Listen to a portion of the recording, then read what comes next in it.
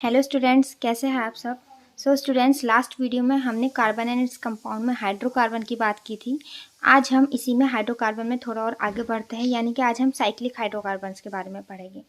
ठीक है, तो चलिए जानते हैं साइक्लिक हाइड्रोकार्बन्स क्या होते हैं। यानी कि इस तरह के हाइड्रोकार्बन्स जो एक रिंग का फॉर्मेशन करते हैं। अब वो रिंग मिनिमम आपकी 3 कार्बन की हो सकती है, ठीक है ना। मिनिमम 3 कार्बन की रिंग बनती है, मैक्सिमम हम बना सकते हैं 6 या 8 तक कार्बन्स की। ठीक है, चलिए जानते हैं कैसे। जैसे हमारे पास क्या है, हमारे पास 3 कार्बन है, ठीक है ना। मैं सबसे पहले आपको 3 कार्बन की रिंग्स बना के देती हूँ। तो ये मिनिमम आपकी 3 कार्बन की रिंग बन सकती है इस तरह से, ठीक है ना। अच्छा, साइक्लिक हाइड्रोकार्बन का जनरल फॉर्मूला होता है CnH2n। क्या होता है? CnH2n। अब आपको पता है हाइड्रोजन कितने लगेगी इस कार्बन पर? 1 2 3 4 1 2 3 4 1 2 3 4, ठीक है ना। तो ये 3 कार्बन की रिंग बन गई। इसी तरह से हम 4 कार्बन की रिंग बना सकते हैं। यानी कि सिंपल हाइड्रोकार्बन्स जब एक रिंग का फॉर्मेशन करते तो उसी को हम क्या कहेंगे? साइक्लिक हाइड्रोकार्बन्स कहेंगे। तो यहाँ पे हर एक कार्बन पर कितने हाइड्रोजन लगेंगे? 2 2। ठीक, ये आपका क्या है? प्रोपेन। ये आपको प्रोपेन या साइक्लोब्यूटेन, ठीक है ना। नेमिंग हम इससे नेक्स्ट लेक्चर में इनकी नेमिंग करेंगे, तब आपको उनकी नेमिंग समझ में आ जाएगी। इसी तरह से ये रिंग आपकी 5 कार्बन की रिंग भी बन सकती है। ठीक, यहाँ भी हर कार्बन पर कितने हाइड्रोजन लगेंगे? 2, वैलेंसी कंप्लीट करने के लिए। रिंग 6 कार्बन की भी बन सकती है। यहाँ भी हर कार्बन पे कितने हाइड्रोजन आ जाएंगे? ठीक है, अब देखिए इसका फॉर्मूला जान लेते हैं क्या है। यहाँ पर आपके पास 3 तो कार्बन है, हाइड्रोजन देखिए 2 4 6, 6 हाइड्रोजन। इधर क्या है? 4 कार्बन है, हाइड्रोजन कितने हैं? 8 है, ठीक है ना। इधर 5 कार्बन है, हाइड्रोजन कितने हैं? 10। इधर 6 कार्बन है, हाइड्रोजन कितने हैं? 12। ठीक है, ये इनके जनरल फॉर्मूला हो गए। तो ये तो है हमारे साइक्लिक हाइड्रोकार्बन, बहुत सिंपलेस्ट हाइड्रोकार्बन है। अब इसके बाद हम बात करते हैं एरोमेटिक हाइड्रोकार्बन की। स्टूडेंट्स, एरोमेटिक हाइड्रोकार्बन्स एक तरह के साइक्लिक हाइड्रोकार्बन्स ही होते हैं। बस डिफरेंस क्या होता है कि वहाँ पर कार्बन के बीच अल्टरनेट डबल बॉन्ड्स का फॉर्मेशन होता है। चलिए मैं एक एग्जांपल के तौर पर आपको समझाती हूँ। जैसे हम बात करते हैं, हमने 6 कार्बन की एक रिंग बना लेते हैं, 6 कार्बन की हमने एक यहाँ पर रिंग फॉर्म की, ठीक है ना। अब यहाँ पर हम क्या लगाएंगे? अल्टरनेट डबल बॉन्ड, यानी कि ये एक डबल बॉन्ड, फिर एक सिंगल बॉन्ड, फिर एक डबल बॉन्ड, एक सिंगल बॉन्ड, ठीक है ना। इसी तरह से एक डबल बॉन्ड और एक सिंगल बॉन्ड। ठीक, तो अब देखिए यहाँ पे हाइड्रोजन, अगर मैं इस कार्बन की वैलेंसी कंप्लीट करूँ तो 1 2 3 4, सिर्फ एक ही हाइड्रोजन लगेगा, ठीक है। इसी तरह से 1 2 3 4, यानी हर कार्बन के पास एक हाइड्रोजन आएगा। यानी अगर हम इसका फॉर्मूले की बात करें तो फॉर्मूला क्या है? C6H6। 6 कार्बन है, 6 ही हाइड्रोजन है, क्योंकि यहाँ पर अल्टरनेट डबल बॉन्ड लगे हैं। तो इस तरह का हाइड्रोकार्बन, इस तरह का साइक्लिक हाइड्रोकार्बन आपका एरोमेटिक हाइड्रोकार्बन कहलाता है।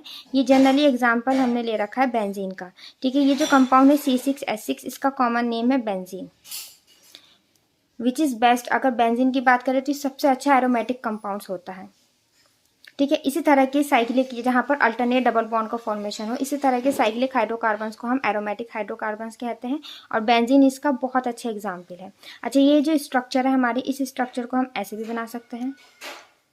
ऐसा नहीं है कि यहाँ पर बॉन्ड की जो लोकेशन है वो फिक्स है, ठीक है। इस दफ़ा मैं ऐसा करती हूँ, ये डबल बॉन्ड हम इधर लगा देते हैं, ठीक है। तो हमने क्या कर दिया? इनकी बॉन्ड की लोकेशन चेंज कर दी। तो इससे भी कोई फर्क नहीं पड़ता है, दोनों स्ट्रक्चर आपकी क्या है? सेम है। दोनों स्ट्रक्चर क्या है? सेम है, ठीक है ना। ये वाली स्ट्रक्चर हमारी कुछ इस तरह से है।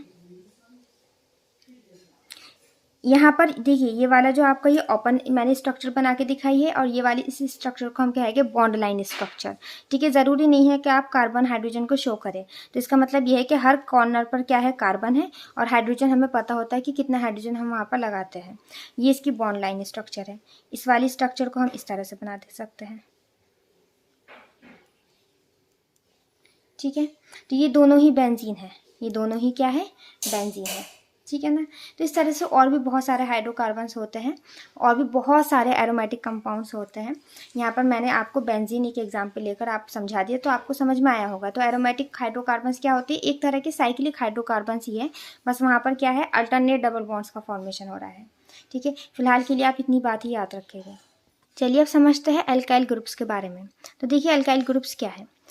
एग्जाम्पल के तौर पे समझते हैं। जैसे हमने अभी एक स्ट्रक्चर बनाई थी मीथेन की, तो मीथेन में क्या है आपके पास, कार्बन 4 हाइड्रोजन से के साथ अटैच्ड है। ये क्या है आपके पास, मीथेन है, ठीक है ना। ये सिंपल मीथेन की स्ट्रक्चर है। अब मैं क्या करती हूँ, यहाँ से कहीं से भी एक हाइड्रोजन अगर हम रिमूव कर दें, क्या कर दें, कहीं से भी एक हाइड्रोजन अगर हम यहाँ पर रिमूव कर दें, मतलब कि 3 हाइड्रोजन ये लग रहा है और एक हाइड्रोजन हमने यहाँ पे क्या कर दिया, रिमूव कर दिया। और ये जो हाइड्रोजन हमने यहाँ पे रिमूव करा है, इसकी जगह हम कोई भी अगर अदर ग्रुप यहाँ पे अटैच कर सकते हैं, कोई भी ग्रुप लगा सकते हैं।